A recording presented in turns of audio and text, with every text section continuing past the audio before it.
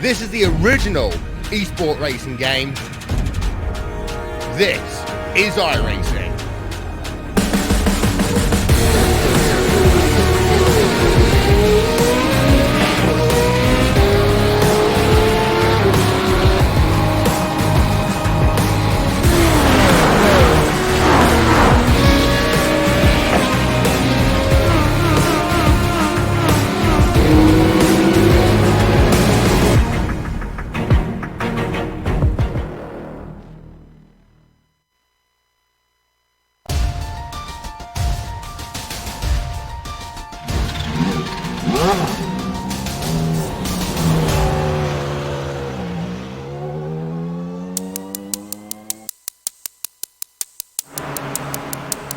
Sebring's layout is iconic. Though it has changed over the years, it's one that many drivers can do in their sleep by now. So why mess with perfection? Well, Sebring doesn't in fact have two smaller versions, the Club and the Modified course. Today's race will shorten things up with the Club layout plain host. We'll see if the change-up catches anyone out as we get ready to watch Round 8 of the Weekend Warriors. And you'll see it all live here on the Global Sim Racing channel, as well as the iRacing Esports Network. Hi, I'm Joe Peak, and with me in the booth is Ryan Walker. Behind the scenes is our director, Sean Crackers Ambrose, and he's using cameras provided by Dougie Beer. As we said, Sebring is a well-known factor to most of our drivers, but in case we have viewers who don't know what this circuit is about, let's head over to our track guide to learn a little more.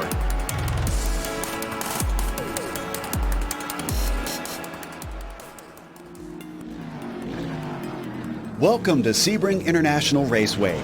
Home to the 12 Hours of Sebring, one of the most grueling tests in endurance racing, this is a track which has earned a fearsome reputation among drivers. The circuit itself is located on the southeastern edge of the city of Sebring, Florida, and was built out of Hendricks Army Airfield shortly after World War II. 3 layouts are currently in use, ranging from 1.7 to 3.7 miles in length. The longest course, which is perhaps the most well-known with it being the one used for the famed endurance race, shockingly still contains portions of the original airfield surface. It's this aspect which has become a signature feature of the track, making it extremely bumpy for racing. Sunset Bend in particular nearly shakes cars apart while they attempt to navigate the high-speed 180-degree corner. As you'd expect for the side of an airfield, there's nearly no elevation change over the course of a lap, but many of the curves are dramatically tall and unforgiving, daring drivers to glance them yet not hit them directly. Thankfully, places to pass are plentiful, including spots like the Hairpin and Cunningham. However, the many fast, sweeping turns creates a dilemma for car setup, since a vehicle that's made too stiff could wind up bottoming out on the onerous bumps. In the end, if you have the wherewithal to withstand the track's rough nature, you're likely to fare well. And since Florida fans almost always show up in huge numbers to witness this test of car and driver, you'll have plenty to impress at this legendary North American road course.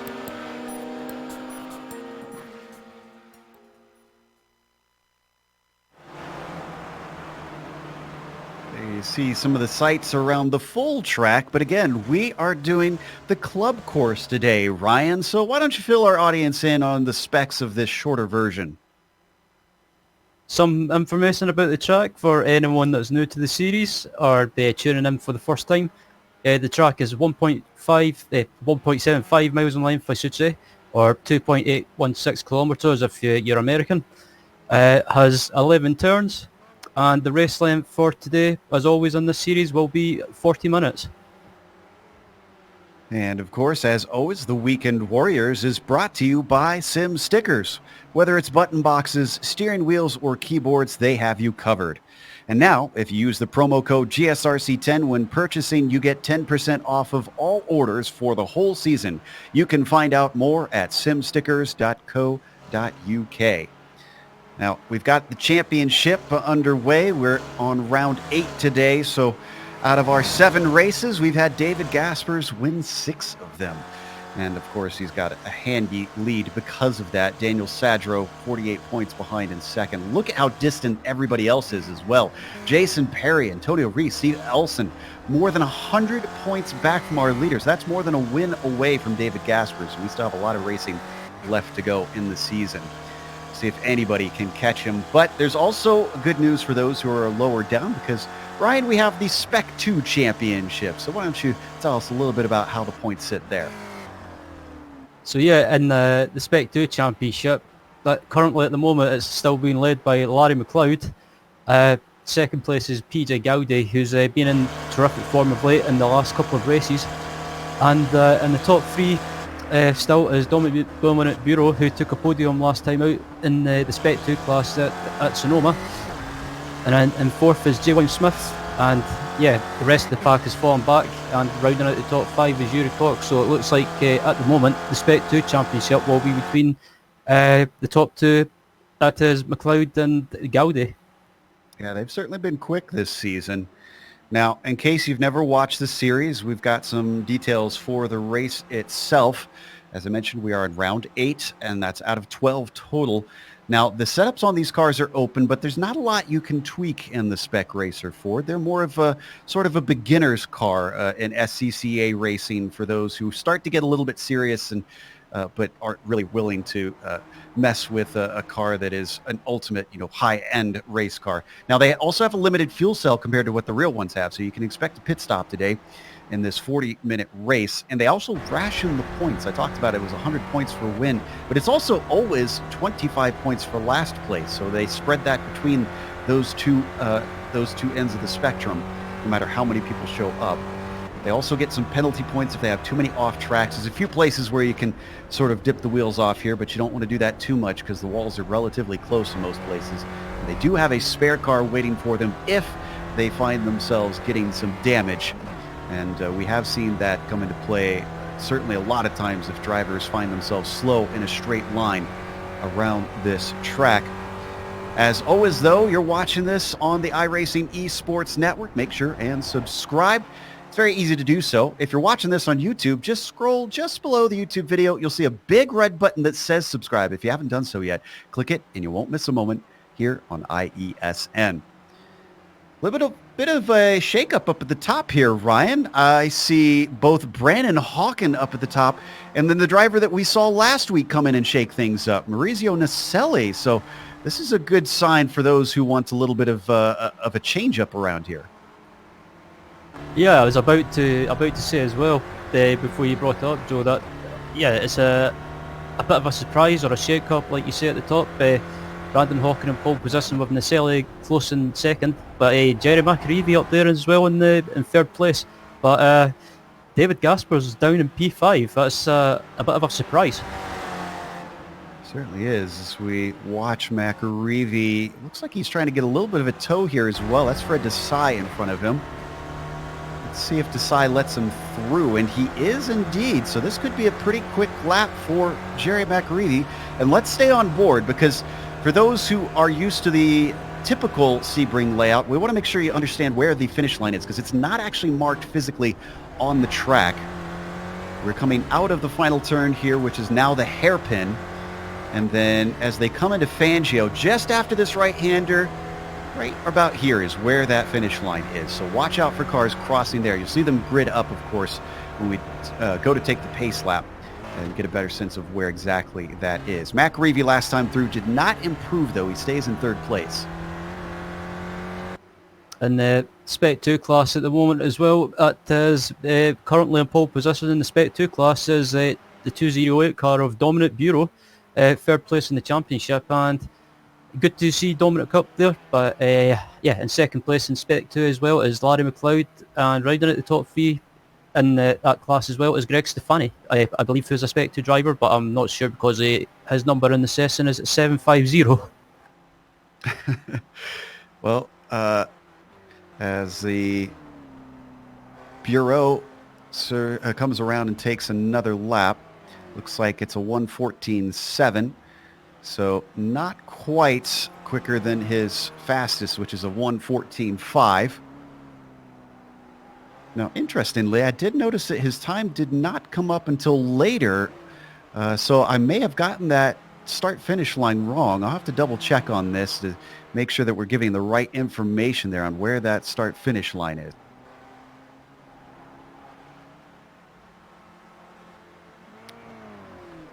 Yeah, it looks like it's a little bit farther up. So McAreevy just went over it. It's one of those white lines, so it does look like it has a marker.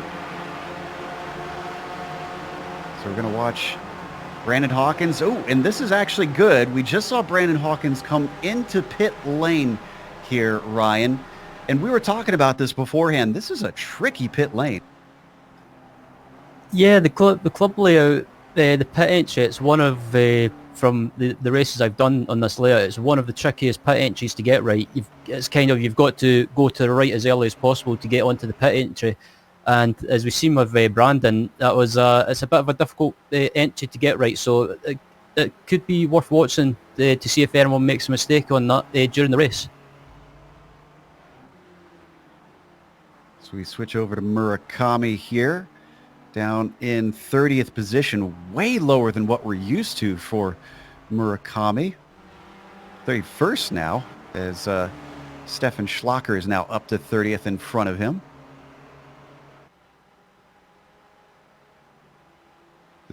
This layout takes out a lot of the long straights that you get, because we don't have the Ullman straight or the front stretch.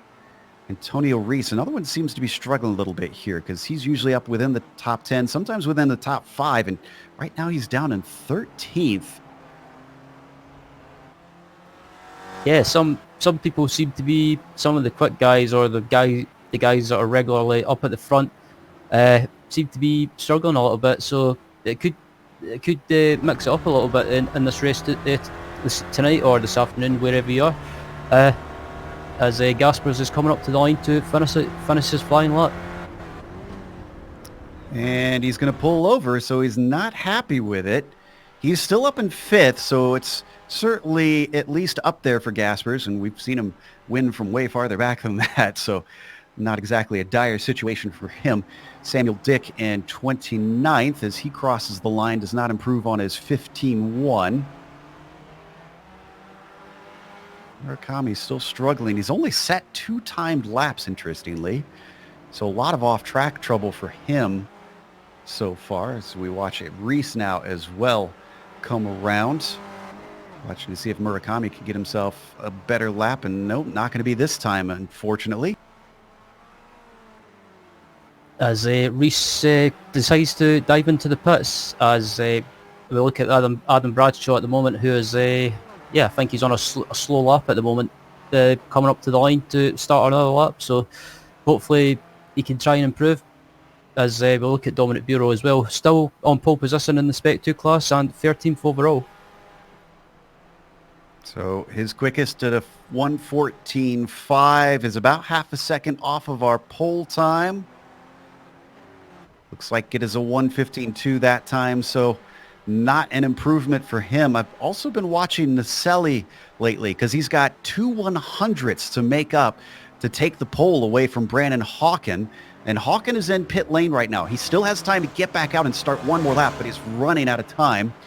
We're going to watch Naselli here as he comes down to the hairpin. He might be pulling a little bit of a slipstream from those ahead. That's Tom Bradwell up there, who's also with Nick Carty. This could certainly help him get those 2/100ths. It's very small margins. He is pushing as the rear of that car slides out from underneath him, but he catches it. Let's see what it's going to be. Down and over the line. A 14.5, still slower than his best. Yeah, that was, I think it was maybe that mistake on the hairpin that might have cost him a few tenths, but looking at David Gaspers at the moment, the man this season, you could say he's been dominating this season so far, apart from one race at the race at Charlotte when he got collected by a back marker, but cost him the win. But come up to the line as David, then hopefully he can improve a 1:14.1. That puts him up to fourth. Oh, and he actually just spun out, so his qualifying is over because he can't get around in time. Steve Elson down in 10th. Let's see. A 14.484 is not going to see an improvement because he comes down into pit lane. A lot of drivers actually trying to practice that pit lane entry here. Dan Babick also to the line. He's way down in 40th, and he's not going to improve as the clock ticks down. Time's running out. As the clock ticks down, this whoever's on a lap, this will be their final lap, possibly, as we've got about 12 seconds remaining. And we're currently looking at Brett Holton, who's coming up to the line, and he's got loads of slipstream in front of him, so hopefully he can improve and maybe move further up the pack, I should say. There's the checkered flag. Everybody who comes across the line is now done with their qualifying. Bureau is actually going to abandon his, it looks like. Miroslav Juracek also not happy with that lap. He's going to take it into pit lane. What about Hugh Haycox? He's in 6th right now. He was very fast in the warm-up, but he's not happy with that one. Larry McLeod and Samuel Dick, one of our competitors for the top 2, looks like he doesn't improve. David Gaspers now. What about this 4th place driver? Oh, he's going to pull it in. Wow, a lot of drivers really not happy with this. Michael Shaw, he's going to give it a go. A 1:14.8, and that is good enough to keep him where he is, unfortunately. McAreevy sitting in 3rd. Looks like he did not count that lap as he had already finished his qualifying, I believe. I think that should be everybody, potentially. Yeah, I'm not seeing anybody else get times registered, so I think that is everybody done at this point. Jackson is coming through 33rd, so probably won't really affect the ending of this. So let's go through our starting order. Brandon Hawken has put it on the pole. Maurizio Naselli will be starting next to him, hoping to try and do a little bit better than last time. And Jerry McAreevy will be starting in 3rd. David Gaspers, 4th today, so certainly has got some work to do. Daniel Sadro will be starting in 5th. The 2 rivals in front of one another out there. Hugh Haycox starting in 6th with James DeBoer in 7th place. And you got Miroslav Juracek in the 8th position. Emil Orza starts 9th today, and then Steve Elson was not able to improve on that 10th place. Starting in 11th is Sergio Girelli, alongside him is Ed Doherty in 12th. Taking the Spec 2 pole position on 13th overall is Dominic Bureau, alongside him is Antonio Rees in 14th. Alongside him is Samuel Dick in 15th, Ian Helcox in 16th, Kurt Nunes in 17th, Jonathan Gaston-Mino in 18th, 19th is our very own Stefan Slacker in 19th, and rounding out the top 20 is Larry McLeod. Brett Holton put it in 21st with Greg Stefani in 22nd. You got Fred Desai in 23rd.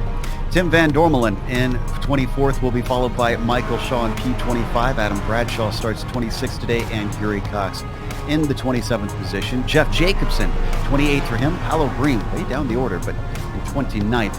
And Tom Gradwell is in at 30th. Starting in 31st is Chris Marikami, not where he wants to be in the grid. Nick Carty starts in 32nd. 33rd is Paul Jackson. Richard Franco starts in 34th. 35th is Andreas Bertoni. 36th is Myro Haraski. 37th is Pascal Montmorency. 38th is Jeff Cantor. Bob Kieran 39th. 40th is Dan Beavitt. Jay Williams-Smith, Matt Solblum, and Kellen Rhodes rounds out the rest of the field. We're just about ready to take off behind the pace car. Short pace lap around here, not just because it's a short lap, but because they're starting just before the hairpin, actually. Then the pace car will duck off and let them go. It should be an exciting one because 40-plus cars around a track that is less than 2 miles in length. It is going to get crowded around here today, Ryan. Absolutely. This club layout, it's a fun layout, but with so many cars on track, it's going to be so bunched up in the early stages of this race. So most of these guys, I believe anyway, will probably do the sensible thing. Or if you're up at the front or in the mid-pack, some people might try and go for it from the get-go and try and gain some track position. All right. The Porsche pace car has already taken them through the hairpin. Once we get through Fangio, we'll duck off to that little entry to the right into the pit lane, and everybody will be set free for 40 minutes of racing. Brandon Hawken, how is this start going to be? Green flag's out before they've even let the pace car in. So I wonder if anybody got caught out by that. Hawken did not get the best of starts as he's already being challenged around the outside. Things immediately coming together, a little bit of contact behind them, but they managed not to spin the cars. So far, so good into the corner as they come down to Tower. No incidents in the first turn. Just looking throughout the field as well, it looks like everyone's managed to make it through turn one without any issues, I believe. But yeah, everyone's close together, and as they come up to what looks like one of the tight hairpins, and at the moment it's still Hawken in the lead. Yeah, and Gasper's already up to second place. He managed to overtake Nicelli around the outside of turn 6 there through the shortcut. Hugh Haycox is behind them in fourth currently. I think we had an incident in the back. Looks like Yuri Cox involved in that, but we'll get back to that in a second. As they're coming down to the hairpin for the first time, and Hawkins very much stretching himself away. Gasper's under threat as the battle for second gets hot. Nicelli trying to pull the same move around the outside, this time into the hairpin, but that doesn't quite work out. Everybody else filing into there. I'm not seeing any sort of dramas at this point, so it looks like first lap clean except for one incident down in turn 6 before. As David Gaspers is up into second place, and he's on the hunt for Brandon Hawken at the moment. And yeah, we know what David's like. Once he gets into the lead, he just basically pulls away, but at the moment he's not getting it all his own way. And farther down the pack as well, Hugh Haycox managed to get up to the fourth place, and Jerry McAreevy lost their position at the start. So down into turn 6 once again. This is one of the trickier corners, very narrow into here with tall curbs. So far, so good for the front of the field. Really got a big battle going on with Stefan Schlacher and Sergio Dorelli in 12th and 13th. They're side by side heading through 7 and 8 as they come around Big Ben. It looks like Dorelli's going to be able to come away with the position on that one. But now here comes Antonio Reese. Dominic Bureau also being freight trained by Samuel Dick, who got a good run out of that left-hand corner. Oh, and they're all stacking up as they come up to the hairpin. This is going to be a little bit of chaos as they almost go 3 wide into there. Oh, there's a bit of contact. Oh, 3 wide in the hairpin. Oh, that was so close to being contact. Schlacher gets the 12th place back, but here comes Reese going by Dorelli as well. Bureau moves up into 15th, still our highest driver in the Spec 2, and he's looking to take a few more positions because he's now going to try and demote Dorelli down to the inside of Cunningham. Dorelli's going to hold on around the outside, and the track switches back here through Collier. Rides the curbs a little bit, hitting a bump, but still Dorelli in 14th. on board with Dominic Bureau at the moment is, I'm surprised that Dominic's, the car in front of him gets a bit sideways, but Dominic Bureau, I'm surprised he's on the attack at this early stage after what he said last week. There's a car around! That's Dorelli. Dorelli slides it off track, manages to keep it out of the tires. But boy, is this losing him a lot of positions because there is little separation through most of the field. Let's take a look at the replay for this, and then let's also, after that, head back to the replay on lap 1 with Yuri Cox as well. Looks like to right on board with Dorelli. Here's the big slide. Nice catch there out of Tower. But then turn 6, watch this. Oh, it was bouncing around a lot as soon as they turned in. Yeah, that was just unfortunate.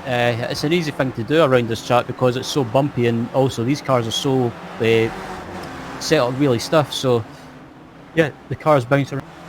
Let's get the start replay as well. Cox, Yuri Cox, one of the ones we mentioned involved in that. Oh, and actually, at the very, very start, we might have gone back a little too far here because this is before they even took off. Let's see if we can fast forward just a little.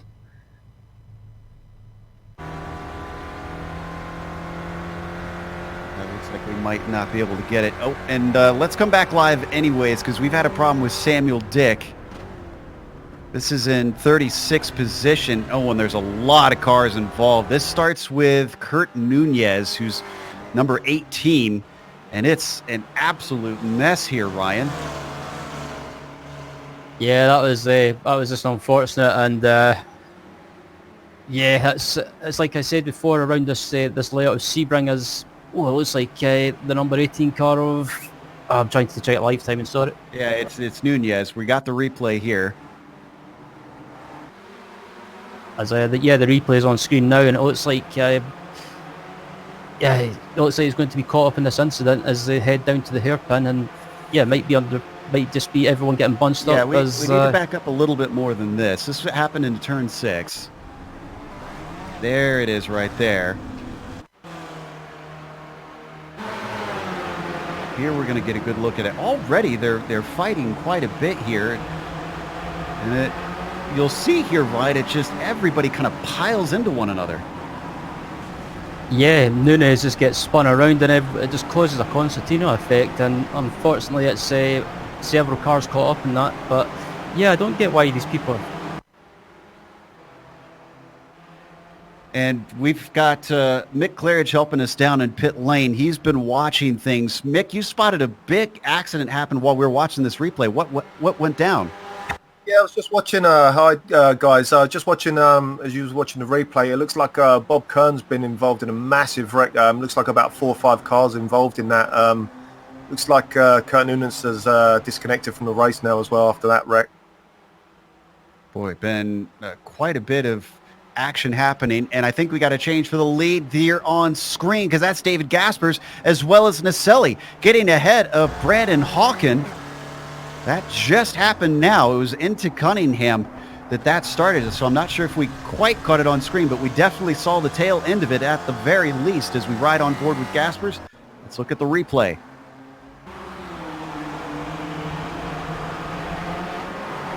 Yeah, looks like Naselli's got the run. And I thought it was going to be contact there, but Naselli's up the inside, manages to get the move done. And Naselli up into second place, and as we've seen already, Gasper's up into the lead. So Hawken falling to third, and they're bringing along quite a train. We haven't really had time to look at the lead group, but it looks almost like the draft train we see at places like Road America and whatnot. There's Haycox in there, Hugh Haycox specifically, Macarivi, Juracek, Sadro at the tail of it, all the way to 7th. Yeah, I was expecting the field to be a lot more spread out, but at the moment this pack is starting to get bigger as there's about, I'm not sure how many cars exactly, but there's several anyway, and this pack is getting bigger, and I was expecting Gaspers to pull away like he normally does, but he's under pressure from Naselli and Hawken as well. Right on board with Hawken now. A little bit of a lockup there into turn 6. Everybody kind of calming down, it looks like, as well. Not seeing quite as much action with this group. Wonder if they're all just waiting it out at this point to see how pit strategy works for them. They will come upon at least a little bit of lap traffic trickling in. Bob Kern and Yuri Cox in there.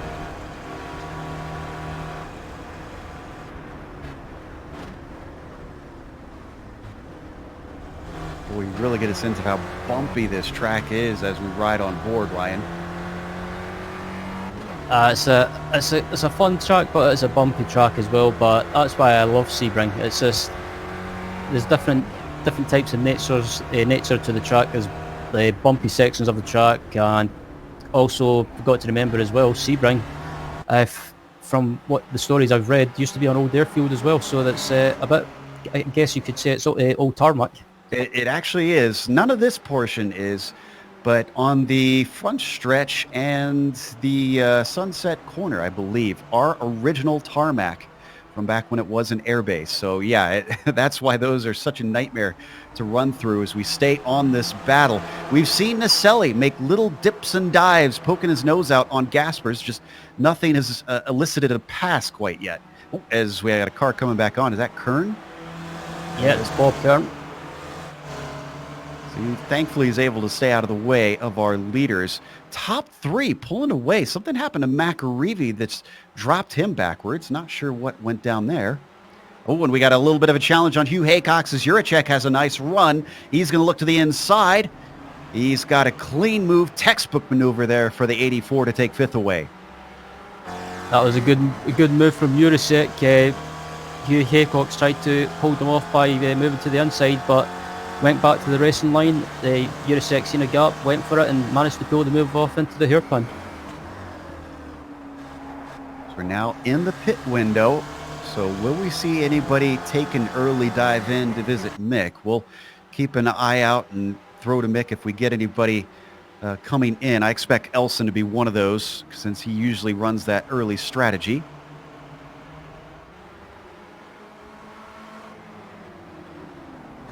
Still all in a line. That car behind them is still Bob Kern, as that was another mistake from Hugh Haycox. And also Jerry McAreevy under attack too, as Miroslav Juracek, he's on a charge lately, taking it all the way out to the curb, managing the bumps well, and he's going to be able to outgun Jerry McAreevy around Big Bend down to the hairpin. Yeah, I think McAreevy made a mistake. That's what's allowed Miroslav to close up, but Daniel Sadro as well has managed to get by Hugh Haycox into 6th position as Miroslav gets a bit sideways on the exit of the hairpin and right on board with McAreevy. Sounds like we've got some takers in the pits, but before we get to that, we got to stay with this battle on screen. Juracek has McAreevy coming back at him, and he's got the inside coming down into Cunningham. And he might be able to get through, but it's going to be a side-by-side battle around Collier now. Starts to lose out a little bit. His nose is in if he wants to try and be brave into Tower. Hugh Haycox behind them also thinking about it on Sadro, but they all get back in line by the time they reach the right-hander. Let's head down to Mick. What's going on down in pit lane? Yeah, Joe, Paolo Bream came into the pit with massive damage. I was looking back to see what happened. He had the dreaded off-throttle oversteer and span it round. Can't quite catch who hit him, but someone hit him straight head on. He's just struggled round for the rest of the lap, and now he's into the pit. I don't know if he's disconnected. Let's have a look. Yeah, we just saw him get out of the car on our screen, so it looks like he is done for the day. Oh, we had a problem with Brett Holton as well, but we got to stay with this because McAreevy's got another run. No, this is James DeBoer, rather, on screen that we see, with Doherty going to the inside. Doherty managing to take that 7th place away behind them. A lot of action happening between Hugh Haycox and Stefan Schlacher. This is for 10th place. Yeah, it looks like Hugh Haycox has got the run on Schlacher, and he tried to go for a move, but Stefan defended very, very late before the corner, and just behind them as well is the Spec 2 leader, Dominic Bureau. Ooh, Hugh Haycox coming back at him. Oh, but they come together. Banging wheels. Still, they hold on to it as they break now for Tower. Schlacher around the outside. Oh, a lot of curve to the inside. He tries to hold on to it. Somehow, Hugh Haycox keeps that car from spinning. But looking to the inside, Dominic Bureau wants to stick his nose in. Doesn't quite work out. Antonio Reese now joining the fray as it becomes a 4-car battle. I thought for sure that number 34 was going to spin out as he was just bouncing around off of the inside curve of Tower. Also, Dominic Bureau, he has to be careful with this. He's in the spec 2. Hugh Haycox and Stefan Slacker banging wheels again as they head down to the hairpin. But Bureau has to keep thinking of the spec 2 championship and just like he said last week, just finishing races and trying to score points as they're at it again. Yeah, more contacts. These guys are getting extremely aggressive. I think Schlacher's going to come out the better of it. For some reason, it seems Haycock's a little bit slow at some points, and indeed, he's going to come in and take repairs, so wonder if he got some damage. He's heading down into Mick, where I understand we've had more cars pitting. Yeah, a couple of guys pitting already, Joe. Look like scheduled pit stops. James Tibor and I can't quite see the other one. Stephen was pitting as well, and they came out into a massive lump of traffic, fighting their way through. Looks like a load of guys coming in now. Yeah, we see Bertoni on our screen down and in. McLeod also pitting. McLeod fighting for that Spec 2 championship, which this race is being led by Dominique Bureau in that class. 208 up to 8th, but he has yet to take his pit stop. Hugh Haycox with his spare car back out and going is our highest pitter right now, and I think he's well enough within the pit window that he should not need another stop. So that was a good call on his part. All that's been going on, we've ignored Gaspers leading Naselli, leading Hawken, still in the same position, but also still not spread apart here, Ryan. Very surprised that Gaspers has not managed to pull away, but yeah, credit to Naselli and Hawken behind for sticking with him. And it looks like David's going to get a harder time of it by this race and not getting his own way, but it's still the top 3 of Gaspers, Naselli and Hawken, and Bakarivi, Jurasek, Sadro, and further back Edward Doherty. So it's spreading out a little bit, but I'm very surprised that some of these people further back in the pack are getting a bit feisty. Yeah, getting feisty is a good way to put it. Bakarivi certainly has lost out with the way he's lost time to these top 3 that we're watching on screen. More traffic in front of them. Paulo Bream now, who, as we mentioned, has come back in and out. So it looks like he took a spare car and returned to the track. Hugh Haycock still our highest pitter as Antonio Reese has finished his stop but returned behind him. Bream just going to pull out of the way nicely as our leaders slide through.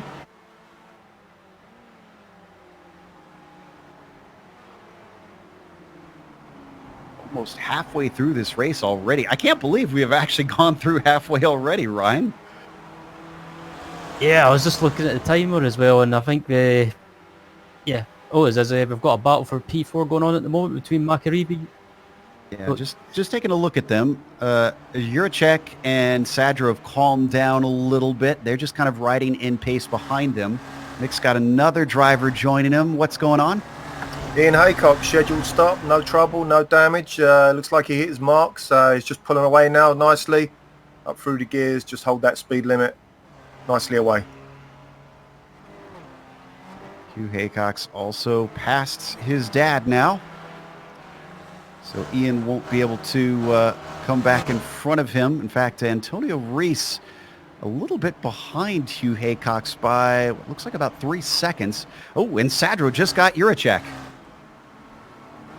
So Daniel Sadro, I think he made this pass into the hairpin. Let's take a look at the replay. In fact, he was pretty good on the brakes here. You're going to see him dip to the outside. Juracek tries to fend him off, but the momentum for Sadro is so good and the brakes so finely applied that he is going to take that 5th place regardless. Yeah, it was a good move by Sadro to get that move done on the outside, heading down to the hairpin and get it done under braking as well. And next man in front of Sadro is Jerry Bakarivi in 4th place.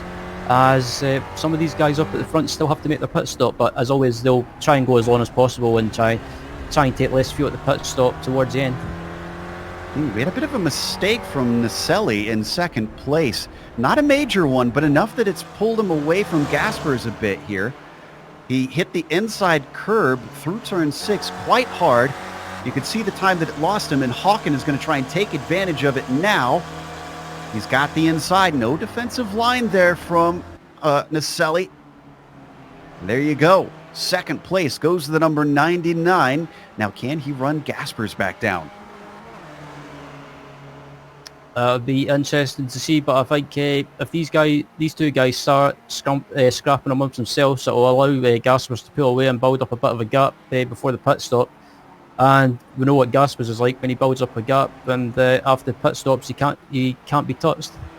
Yeah, I get the feeling that was the moment that Gaspers was waiting for, because he's already pulled it away to about 1.1 seconds.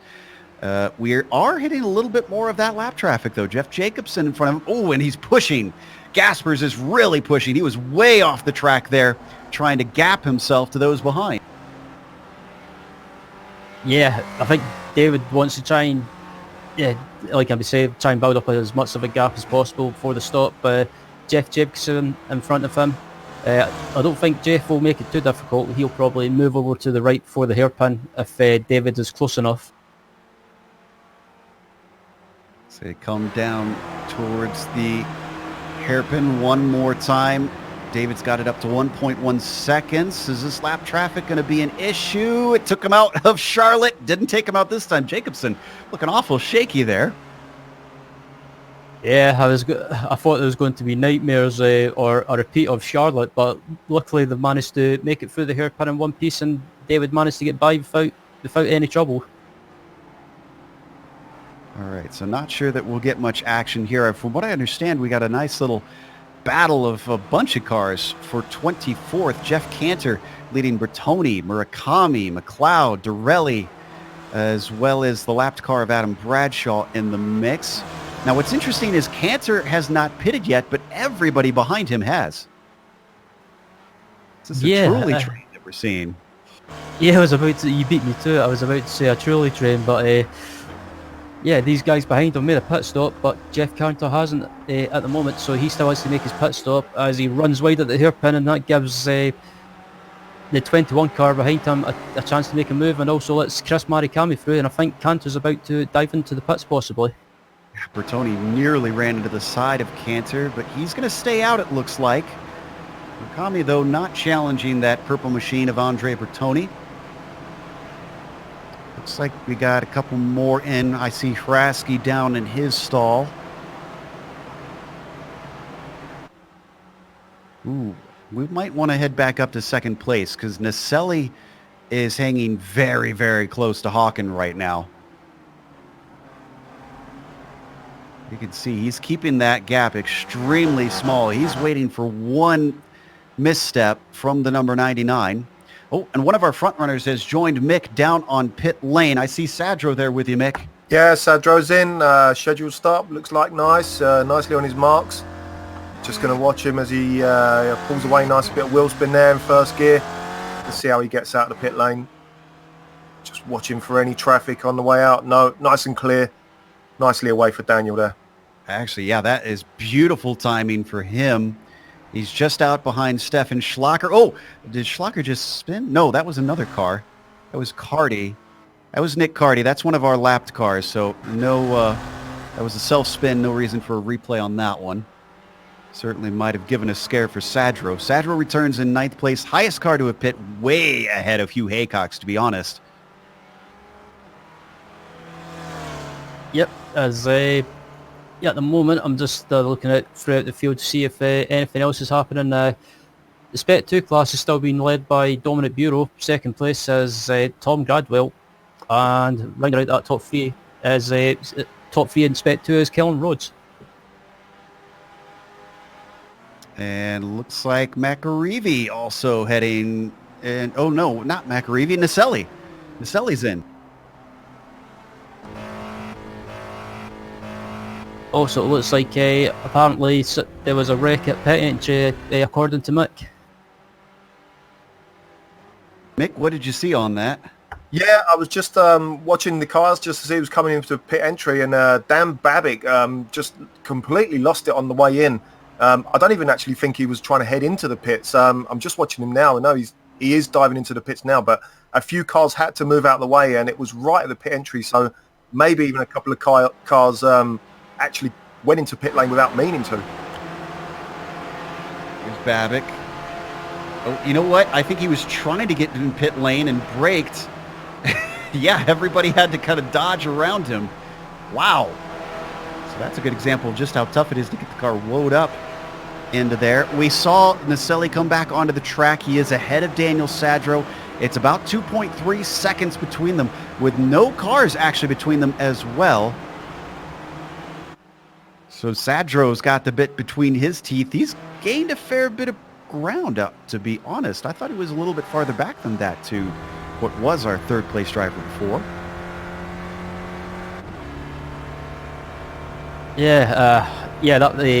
That incident with the 37 car just about it made me jump anyway. I was amazed that so many cars managed to avoid him, but yeah, it was a great avoidance by most people, and I'm not sure who the yellow car was. I think that could have been Dominic Bureau possibly, or someone else, but Daniel Sadler, he's having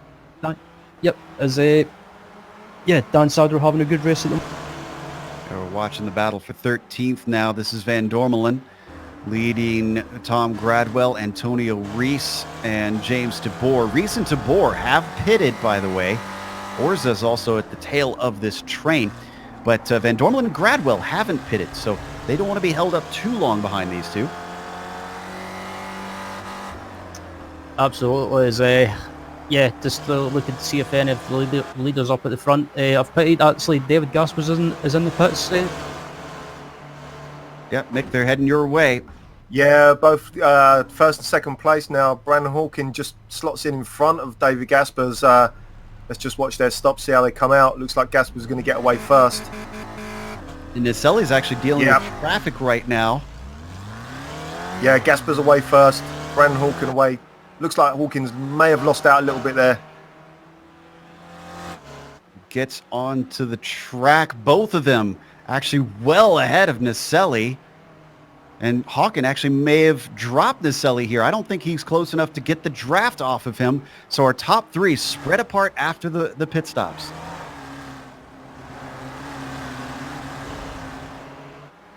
We're still waiting on a number of drivers to pit in. So our new leader is now Jerry McAreevy. Juracek is in second. Bureau is in third. Our leader for the Spec 2 up to the podium overall. And Stefan Schlacker also going long. Yeah, these guys are probably trying to stretch it as long as possible without trying to get to the 10-minute remaining mark possibly, and just try and stretch it out. As McAreevy's in the pits, I think. He is indeed. So is Juracek. Does this mean we're going to see Bureau in? Nope. Bureau and Schlacker are going to stay out. So that'll promote the Dominic Bureau up into the lead overall, and Stefan Slacker into second, but they'll probably fall back further in the top 10 after the pit stops have cycled. Juracek and McAreevy were fighting with Sadro, but McAreevy gets out ahead of Sadro. Sadro is ahead of Juracek. And it looks like Dan Sadro has possibly gained some time on Juracek as well. So Juracek lost out a little bit in that pit stop. Really did. It did not go to plan, unfortunately. He returns in what is now 8th place. He's going to be promoted up to 6th. Watch and see if Schlacker and Bureau come on in. Steph has now passed Dominique. So he is currently our leader. But we're way at the end of that pit window at this point. What kind of fuel does he have? He's certainly had some moments of getting a little bit of damage on his car as he made contact. He's going to continue. Bureau will not.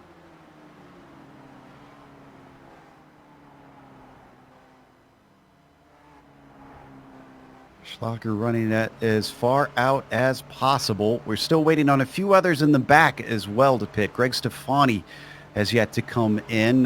Jonathan Gaston Mignot has just come into pit lane himself, and Dormelin also joining him. Looks like Tom Gradwell. Well, this looks to be the end of the fuel limit for a lot of drivers. As it's still Stefan Slacker in the lead at the moment, but Stefan still has to come into the pits, and I'm guessing that Steph will dive into the pits at the end of this lap. And he's got Gaspers right behind him, actually. So Gaspers had a full pit stop ahead of Stefan Schlacher at this point. It's lap traffic just pulling out of the way of David. Paolo Bream making sure that they can get through cleanly. I wonder if Steph pushed it a little too far here. He looks slow. Yeah, I think he's slow right now. I think Steph's running out of fuel. Yeah, I was going to say, I was just listening to his onboard, and it just started coughing and spluttering. Got that a little close.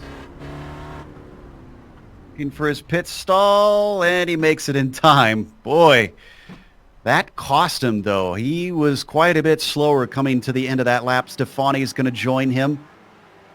And then Kellen Rhodes is the last of them. Back up to fourth place. Ooh, Naselli not only dropped from Hawken, but now McAreevy all over him and looking for a podium. Yeah, I'm wondering if Naselli might have miscalculated the fuel possibly, and he's maybe having to do some fuel saving to make it to the end. But McAreevy has caught up to him very quickly, and he's got a run on him heading down to the hairpin. But they've got some back markers in front of them as well. So McAreevy, if he can get a run and get up the inside, he should be able to make a move up the inside into the hairpin. It's Jeff Cantor in front of them, and it's a lot of steam in favor of McAreevy. He's maybe going to be able to slot into line. Cantor's going to pull off the racing line to let them through the hairpin. But McAreevy's got it. Third place now for the number 67. Yeah, it's good to see McAreevy having a good run as well after his bad luck in the last 2 or 3 races. But yeah, doing well at the moment, up into a podium position. But yeah, I'm not sure what's happened to Naselli. His pace has dropped off a little bit. And he's got Daniel Sadro not too far back as well, so he might actually lose another position depending on if he does have an issue with fuel or not. Boy, here's where we see the traffic really getting bad now. In fact, some drivers very off the pace trying to let the leaders through, and that's almost causing more problems. Yeah, it's always this part of the track as well, the tight sections as well after the hairpin, that when the back markers are in front, it's a bit difficult to get by them. But McAreevy's pulling away from Naselli, and they're coming up to lap. Someone else is coming down to the hairpin. Let's take a look at 17th, because Andre Bertoni is leading a big train. We saw this before the pit stops, and it came back together again. Van Dormelen, Dorelli, McLeod, and Murakami are all 5 in a line here. Coming up on Morency just in front of him. Sorry, go ahead. I was just about to say the same thing as well, Joe. Morency is just up ahead of them, up the road. There's a little bit of a look to the inside from Dorelli, trying to make an overtake on Van Dormelen. Oh, was there contact with Bertoni there? Bertoni goes around. Did Van Dormelen get into the rear of him?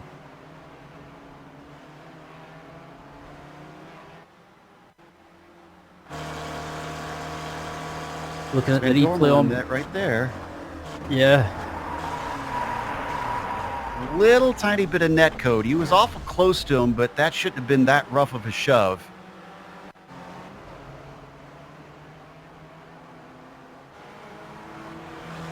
All right, as we continue on, battle is now between McLeod. And I lost them because of the connection issues here. Looks like McLeod, Murakami, and Dorelli for 18th now that he's fallen back amongst them. Whoa. There's quite a moment there for That was trying to figure out who that was that we saw in the pink car that was just having a huge problem. Yeah, it looked like it settles out now. Of course, sorry. Yeah, I was about to say. I think that was the.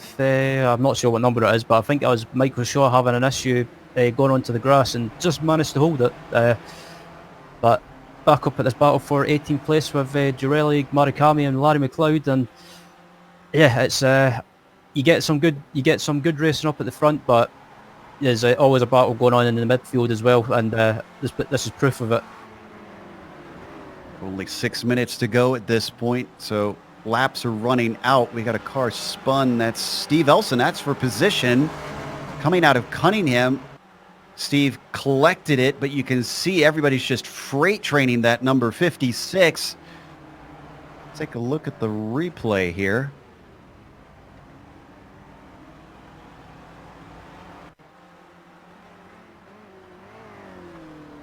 Coming into Cunningham, was it curb? No, didn't even touch the curb. The car just starts going around. Yeah, it's just what you might have just lost it in the bump possibly, and just or it might just be a case of what that lift off oversteer you get with the SRF. But this battle's still going on at the moment, and Pascal Montmorency has been caught really quickly by this pack behind us. Oh, Jesus. And let's stay on this battle on screen. Van Dormelen managing to get through, but we've had an unexpected visitor to Mick. Our leader in the Spec 2 is in again. Mick, what's going on? Yeah, I'm just watching Steph, by the way. He's in there. And yeah, I'm not sure, Joe. I missed it, to be honest with you. I'm going through the replays trying to find what happened. But yeah, I'm not sure if it's fuel. It's definitely not fuel, is it? This late in the stage. So yeah, so I'll find out. I'll come back to you on it. All right. Well, he's looking into that. As he said, Schlacher in and out of the pits. He's down to 21st because of that. He actually missed his pit stall on his first one, so that didn't help things. Take a look at Hugh Haycox down here in 8th position. That's Dan Babick directly in front of him, so that's not for a spot. That's just the lapped car. But Tabor, Reese, and Orza are for position directly behind Hugh. Yeah, this battle's been going on for most of this race so far, as the back marker doesn't know where to go. He has to go to the right, and it might have caught Hugh out a little bit. But Hugh Haycock's in 8th position at the moment with this pack behind him. And I've been watching this battle for a while, Joe, and it's been fantastic to watch. And Hugh is doing a good job of defending from these guys at the moment. It's been pretty action-packed for poor Stefan Schlacher. He got caught up in an accident in front of him. That's now sent him down to 26. Don't need a replay, but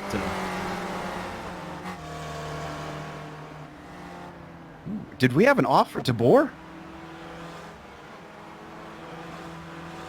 Well, on screen, we just caught it, that he was just behind. You know what? Hugh Haycox was locking those wheels up. I wonder if he slowed up more than James expected and just got caught out and panicked. As a rider on board with James Tabor, and yeah, he brakes ever so slightly, and just he might have just got caught out by Hugh and just lost it under braking and decided to get sideways and go into the grass instead of spinning in front of the cars behind. But that was a good car control from James, and managed to keep it kind of in a straight line, or just basically keep it going. I'll be honest, Ryan, this feels like a somewhat sloppy and rough race for this crowd. We're not used to seeing them quite like this. Yeah, I was about to say as well, the Weekend Warriors League is normally, it's calm at the start, and then towards the end of the race it all kicks off. But it's all kicked off from the start of the race, and everyone's just been going at it with how can I say, treating it like a boxing match. We ride on board with Antonio Reese back here in 9th, still working on Hugh Haycox. Orza is right behind him. We can't see it in the mirror there of Reese, but I can tell you from my view that Orza is just all over the back of that gearbox. And they come down to the hairpin. Emil, is he going to take a look? Yeah, he is going to poke his nose in, but he comes back to the racing line. We've got 2 laps left to go. Gasper's crossed the line recently with 2 minutes left. So we'll circle back around and just cross for the white flag. As this battle for 8 places going on at the moment, but these guys are quickly catching up to the back of Ed Doherty in 7th place in front of him. So we should have about 1, 2, 3, a 4-car battle starting very soon. Yeah, I'm surprised that they've run down Doherty. He must have gotten ahead of them in the pit stops and really been able to pull a gap as they were fighting. But now that it's towards the end, they've certainly run him down. Keeping an eye on that as well as an eye on Gaspers. And don't forget, the battle for third's not over. McAreevy still's got Naselli hounding him at every corner. Yeah, almost contact there with a lap back marker there from Hugh as they were coming out of the left-hander. White flag is out for David Gaspers now. And here's McAreevy. Oh, we lost Hawken. We lost Brandon Hawken. We'll send Mick to try and look and see what happened to him because we don't have much time. But while he's looking at that, McAreevy gets promoted into second. Naselli up into third. Sadro finds himself in P4 out of this. Yeah, I'm not sure what happened to Hawken, but it gave everyone a position. Still watching this fight with Doherty and Hugh Haycox. Antonio Reese trying to get past the back marker and into it. Actually, no, that's Emil Orza that managed to get past. Ooh, a little bit of a dive in. Meanwhile, we've got to go to David Gaspers because as he comes out of the hairpin, just as this battle is getting absolutely wild, David Gaspers didn't start on the pole, didn't look like he was totally comfortable here, but in the end, he is going to take victory as he crosses the line here at Sebring. McAreevy just barely ahead of Naselli by less than a second is going to be able to take second place. Maurizio with another podium and Sadro with a fourth. Is that up at the hairpin? Hugh Haycox tried to make a move on Ed Doherty, but ended up running wide, and Emil Orza pounced on that opportunity and is up into P6. He was all the way down in, I think, 9th before. What a run from Orza. He's going to be slightly ahead, but it's just enough ahead of Reese. So Orza gets 6th, Reese in 7th, Hugh Haycox down to 8th after that. Doherty settles for 9th, and Tabor all the way to 10th. I think we need a full last lap replay of that battle between Haycox and Reese and Orza, because that was just nuts, and I wish we could have focused on it more.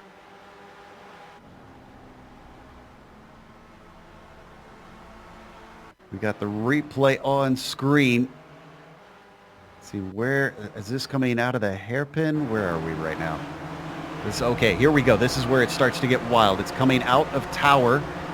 That's looking into the inside, down into turn 6. Oh, okay, here we are. We're over on the hairpin. A little bit far away to tell what's going on there. There we go. And the run to the line worked out in favor of Emil Orza.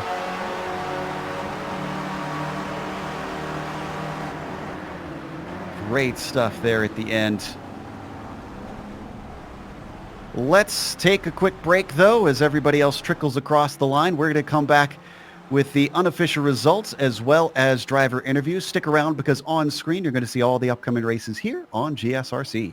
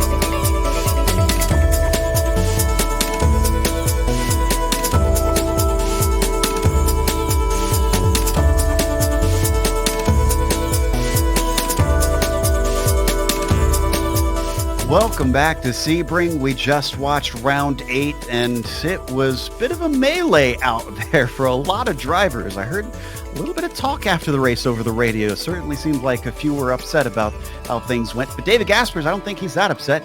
He went from 4th to 1st in the end. Jerry McAreevy with a 2nd place. A little bit of luck helping him on that one with Brandon Hawken, we found out, actually had a connection problem. That's why he disappeared at the very end. That's a real shame because he was running a great race. Mauricio Naselli managed to get a 3rd place, even though he started on the front row. A little bit of a sloppy race for him, but still a podium is something worthy to be proud of here. Daniel Sadro finished with a 4th, and Miroslav Juracek with a top 5. Emil Orza gaining a ton of positions on the last lap with everybody else just beating and banging around him. He took 6th. Antonio Reese was 7th from 14th. Good gain for him. Hugh Haycox with an 8th place finish, and Ed Doherty in 9th, with James DeBoer rounding out your top 10. Greg Stefani took the win in the Spec 2 class and 11th overall, in front of Dominic Bureau, who finished 2nd in Spec 2 and 12th overall. Ian Haycox finished in 13th, Sergio Dorelli finished in 14th, Tim Van Dormelen finished in 15th, 16th was Andreas Bertone, 17th was Larry McLeod, 18th was Jonathan Gaston, 19th was Fred Desai, and rounding out the top 20 was Michael Shaw. And the last few drivers on the lead lap were Kellen Rhodes, Samuel Dick, Tom Gradwell, and Stefan Schlacker. Everybody else was a lap down or more. Not that surprised to see on such a short track, a lot of cars not able to finish with our leader. With that, our leader joins us, David Gaspers. Qualifying in 4th, David, but a win. Was this track a little bit new for you? Because it didn't seem like you quite had the pace in the qualifying. No, I have no idea what I was doing there. I completely messed up almost every lap. Several times took out Stefan here when I tried to work together with him. And yeah, same for the first, I think, about 5 to 10 laps. I was doing so many mistakes, but it's good that I could stop that. It looked like once you were able to get into the lead, you saw that both Hawken and Naselli were starting to fight, and you pulled just about a second gap. And then suddenly it looked like you were hustling the car. We saw you a couple times put it into the dirt. Were you trying to break the draft when you saw them battling? I'm not sure if they were really starting to battle. At some point, I think Maurizio had a bad corner, and after that, the gap was to about 8 tenths. The draft is pretty much exactly 1 second. And when they were close to losing that draft, then Brandon decided to overtake Maurizio, and that cut the draft off. After that, it wasn't so much me pushing, just sometimes making a small mistake. Well, it was a bit of an unusual layout here today. We don't see the club track all that often here on GSRC. A lot of drivers seemed upset, though, with a bit of chatter about how there was a lot of car contact. Do you think this one's too small for this series, or what's your thoughts? No, I think this layout is a lot better than the full Sebring layout. It's just sometimes people don't drive that careful. Makes sense to me. I have to confess, I like this layout a little bit better than the full Sebring myself. Well, congratulations, David, and hopefully we'll get to talk to you more down in the season. Yeah, thank you. That was David Gaspers, our winner here today. And then we have, looks like we're going to bring in Greg Stefani. Ryan's going to be talking to him because he finished with an 11th place. Yeah, Greg Stefani finished in an 11th place, and also, I believe, taking the Spec 2 win. Yeah, Greg, how was that race for you? That was a bit, from what we've seen, that was very chaotic. Yeah, there was some chaos at the start and a little bit sprinkled throughout, but I was actually in a little bit of a bubble on my own through a good chunk of the race, which was kind of nice. Yeah, we were watching throughout the field as well, and yeah, people were getting really aggressive, and as they were talking about with David Gaspers, did you think this layout of Sebring was it? Did it suit the SRF, or is it a bit too small? I think this is actually maybe the first race I've had at Sebring that I've enjoyed. So I think it's okay. It's definitely tight for the number of cars, though. And also, yeah, what was your plan for the race? Was it just keep out of trouble and finish, or try and try and do as well as possible and try and win the Spec 2 class, or just take it as it comes? Yeah, it was just survive lap 1 and then try to lap fast after that, which I did okay on, I think. I wouldn't give myself an A for this race, but I'm still reasonably happy with how. Good stuff. Before we let you go, is there anyone that you'd like to give a shout out to, or any thanks that you want to give? Yeah, just thanks to my family for supporting them. Awesome. Well, thanks for joining as Greg leaves the booth, and finishing second in the Spec 2 class and finishing 12th overall. It's Dominic Bureau with Joe Pete. Yeah, Dominique was leading that Spec 2 for much of the race, and seems like Greg kind of snuck in there and snatched it from you. Were you a bit surprised that he was able to beat you to that Spec 2 win? Hey guys, no, not surprised at all. I completely messed this one up. I messed up my pit stop, and that's pretty much all there is to it. I'm kicking myself right now. Well, it's difficult as sim racers, since we got to do a lot of mental work that real racers don't necessarily have to do. But you were in the thick of the mid-pack for quite a lot of this, and while we did see some action up at the front, honestly, most of the craziness that we saw was back around the area you were. So what was this race like from your perspective? Well, from the start, I mean, you could see from the practice and also from the qualifying that people were having issues all around the track. So it's basically a matter of just trying to keep it on the track and avoid accidents if possible.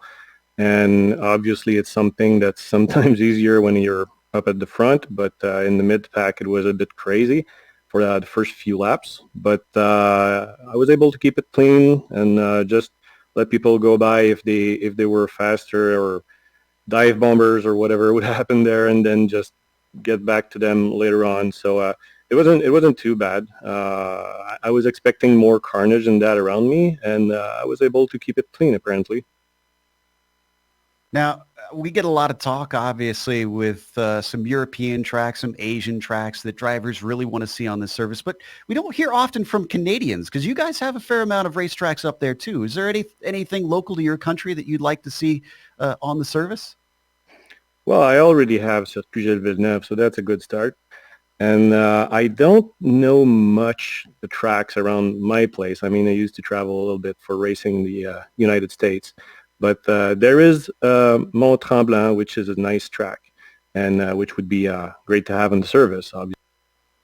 Yeah, I've seen a bit of footage of that one, and I think I'd kind of like that one as well. Well, again, commiserations on not being able to get that Spec 2 win, but hopefully we'll get to talk to you some more.